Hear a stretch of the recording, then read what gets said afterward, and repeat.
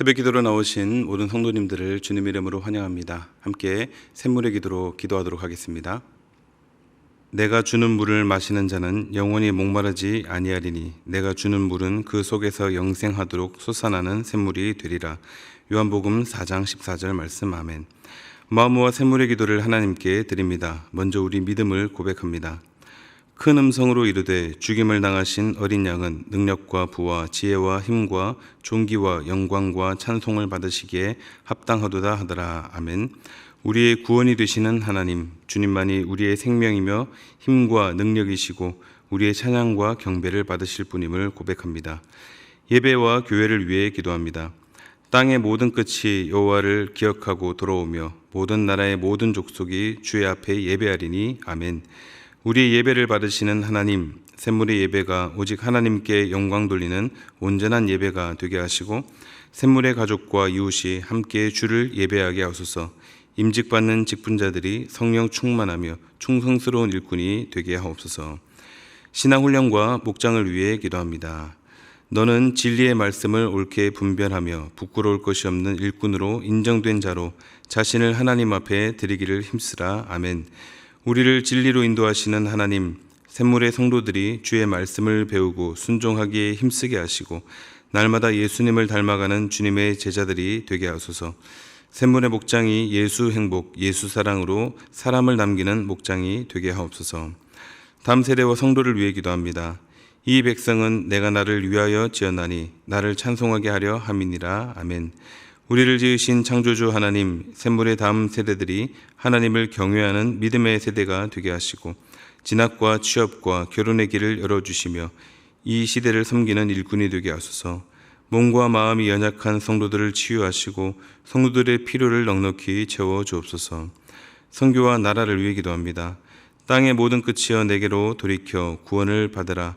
나는 하나님이라 다른 이가 없느니라. 아멘.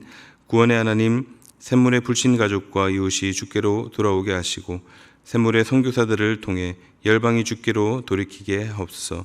어둡고 혼란한 시대에 이 나라의 갈 길을 인도하시고 주님의 공의와 정의로 다스려 주옵소서. 오늘도 우리를 사랑으로 인도하시는 예수님의 이름으로 기도합니다. 아멘. 오늘 우리에게 주시는 하나님 말씀은 갈라디아서 1장 1절에서 5절의 말씀입니다. 한 절씩 교독하시겠습니다.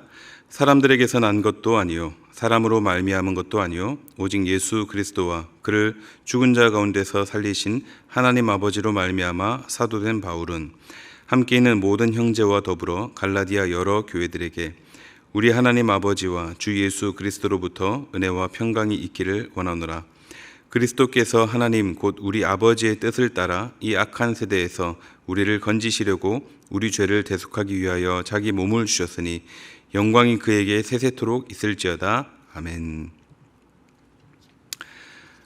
오늘부터는 갈라디아서를 함께 묵상합니다.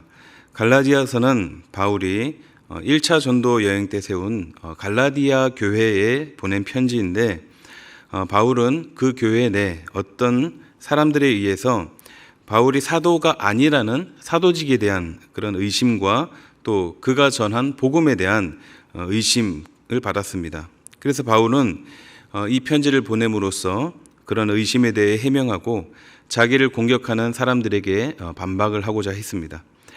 이런 배경으로 쓰여진 편지라서 보통 다른 편지들과는 달리 약간 강경한 어조를 띠고 있는데요. 일종의 변증서라고도 할 수 있는 내용인 만큼 지금 우리가 이 말씀을 함께 묵상할 때 바울이 정말로 강조하고자 했던 그 말씀 내용이 무엇인지를 우리가 함께 주신 본문을 통해서 함께 살펴보므로 주님이 우리에게 주시는 메시지를 함께 받고자 합니다. 본문이 우리에게 주시는 메시지 첫째는 직분의 근원이신 하나님입니다. 직분의 근원이신 하나님. 1절을 보겠습니다. 사람들에게서 난 것도 아니요 사람으로 말미암은 것도 아니요 오직 예수 그리스도와 그를 죽은 자 가운데서 살리신 하나님 아버지로 말미암아 사도된 바울은 사도 바울은 이렇게 편지 첫 글귀를 이렇게 시작하고 있습니다. 갈라디아서를 여는 인사이며 또 서두인데요. 첫 시작부터 자신의 신분에 대한 변증으로 시작합니다. 갈라디아 교회 사람들이 품고 있었던 그 사도에 대한 그런 의심을 처음부터 정면으로 반박하고 있는 것이죠. 바울은 예수 그리스도와 하나님 아버지로 말미암아 사도가 되었다고 하고 있습니다. 즉 사람의 뜻이나 계획에 따라 선출되거나 임명된 것이 아니라 오직 하나님의 뜻과 섭리에 의해 사도가 되었다는 의미입니다.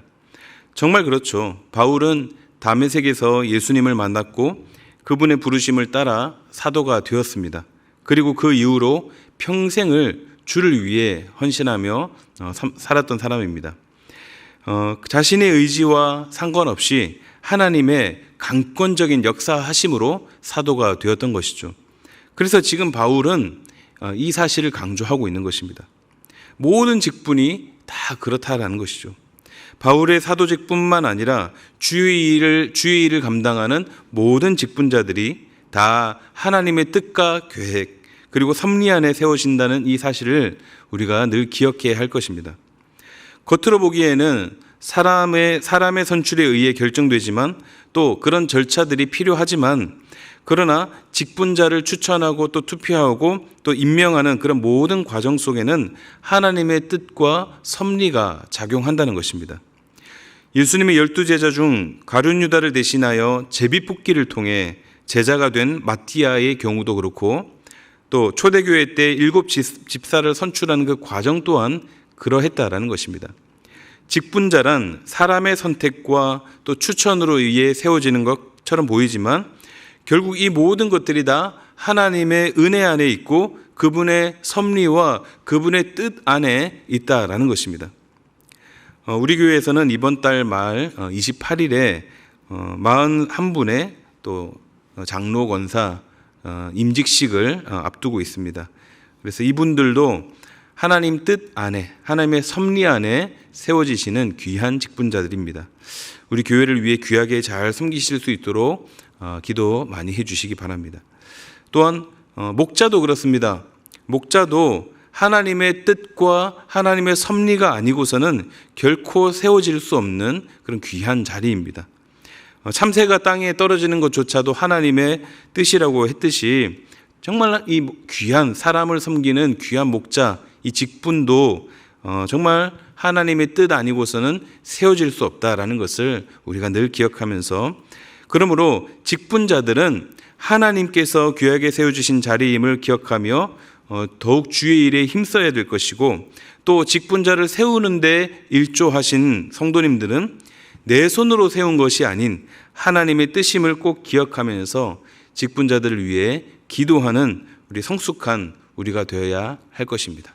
직분자로 세움받은 분들 또 직분자를 세운 분들 모두가 다 하나 되어서 정말 성숙한 우리 모든 샘물 공동체 되시기를 주님의 이름으로 축복합니다. 본문이 주시는 메시지 두 번째는 은혜와 평강의 근원이신 하나님입니다. 본문 3절을 보겠습니다. 우리 하나님 아버지와 주 예수 그리스도로부터 은혜와 평강이 있기를 원하노라. 바울이 갈라디아 교회 성도들에게 진심을 전합니다. 은혜와 평강이 있기를 원합니다. 누구나 평안한 삶을 살기 원합니다. 그런데 요즘 돌아가는 세상 상황을 보면 어떻습니까? 참 평안이 없죠. 너무 안타까운 일들이 지금도 저 이스라엘 땅에서 일어나고 있고 또 아직도 우크라이나에서도 종전이나 휴전의 소식이 들려오지 않고 있습니다. 뿐만 아니라 우리나라 안에서도 여러 뉴스나 소식들을 접하다 보면은 평안과는 거리가 먼 이야기들을 많이 듣게 됩니다. 모든 사람들이 다 평안을 원하지만 우리가 사는 세상은 그만큼은 평안하지 않더라는 것이죠. 그렇다면 왜 평안하지 않을까요? 평안을 원하고 또 추구하는데 왜 평안이 우리 안에 없을까? 왜냐하면 진정한 평안은 사람의 힘으로 얻을 수 있는 것이 아니기 때문입니다. 바울이 갈라디아 교회 성도들에게 제가 여러분들에게 평안을 전합니다. 제 이름으로 여러분들이 이렇게 되기를 원합니다. 이렇게 하지 않고 어떻게 합니까? 우리 하나님 아버지와 주 예수 그리스도로부터 은혜와 평강이 있기를 원한다. 이렇게 말씀하고 있습니다. 사람이 주는 은혜와 평강은 조건적이며 제한적일 수밖에 없습니다.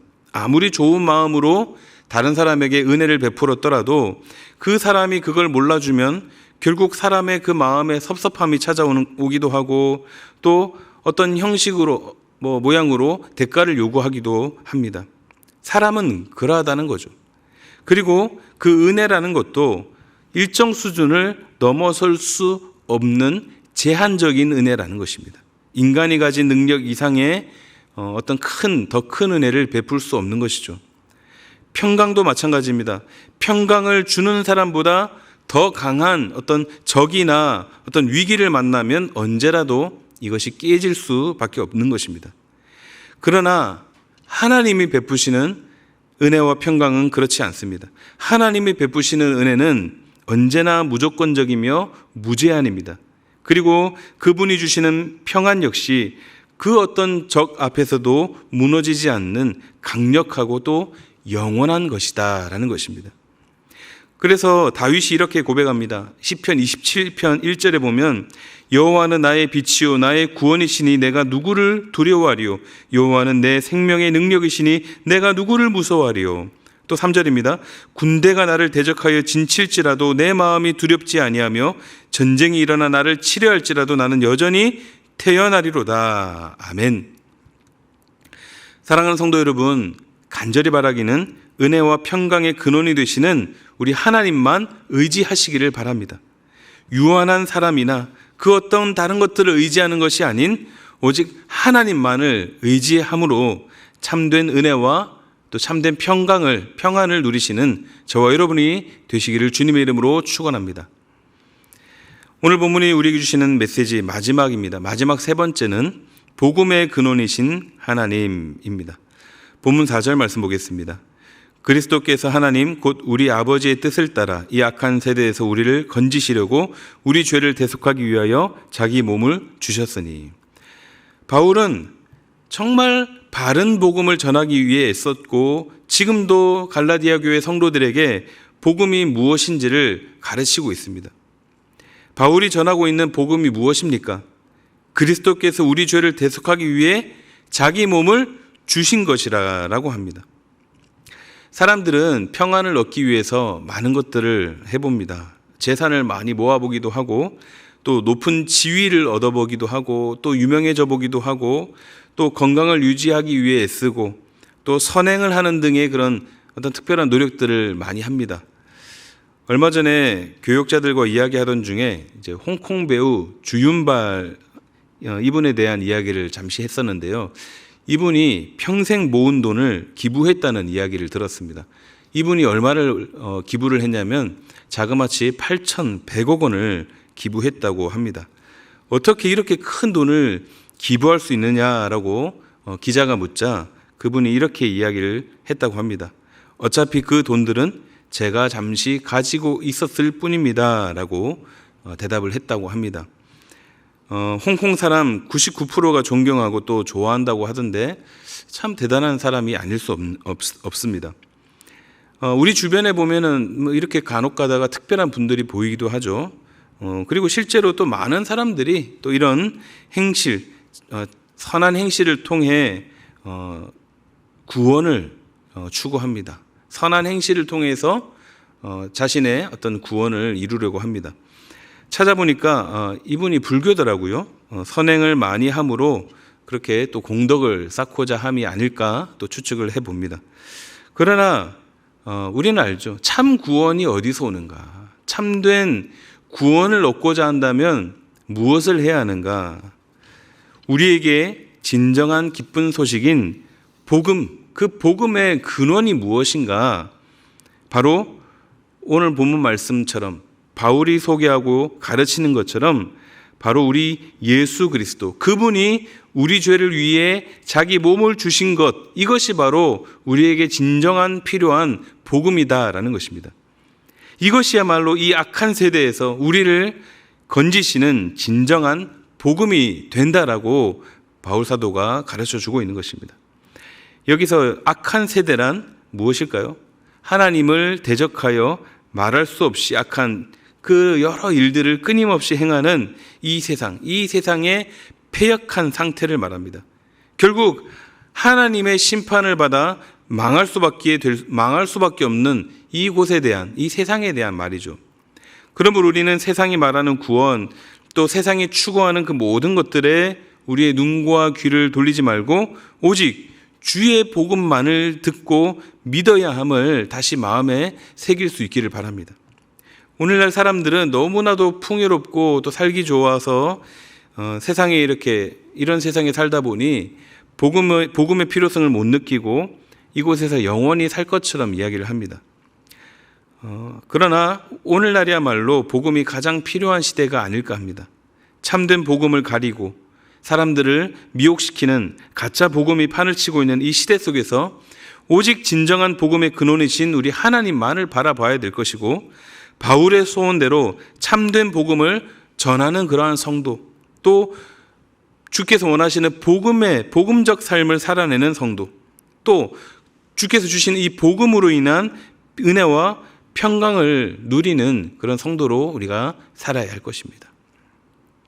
진정으로 우리 삶 속에 필요한 이 복음이 우리 안에 잘 녹아들어서 복음적 삶을 살아가심으로 참된 은혜와 평강을 누리시는 저와 여러분이 되시기를 주님의 이름으로 축복합니다. 말씀을 정리하겠습니다. 오늘 본문이 우리에게 주시는 메시지는 첫 번째로 직분의 근원이신 하나님이고, 두 번째로는 은혜와 평강의 근원이신 하나님, 그리고 마지막으로는 복음의 근원이신 하나님입니다. 오늘도 주신 이 말씀을 붙들고 오늘도 모든 것의 근원 되시는 우리 하나님만을 바라보며 그분과 동행하시는 하루 되시기를 우리 주님의 이름으로 축원합니다. 함께 기도하시겠습니다. 우리 함께 주신 말씀을 놓고 기도하시고 또 우리 교회 직분자들을 위해서 기도하겠습니다. 우리 장로, 권사, 또 집사, 또 우리 목자, 또 교사, 여러 직분자들이 있는데 이분들을 위해서 한번 기도했으면 좋겠고, 특별히 10월 28일에 장로, 권사 임직식이 있는데 잘 준비되고 또 우리 교회 귀한 일꾼들로 잘 세워질 수 있도록 위해서 기도하시고 또 개인 기도 제목으로 기도하도록 하겠습니다. 함께 기도하시겠습니다.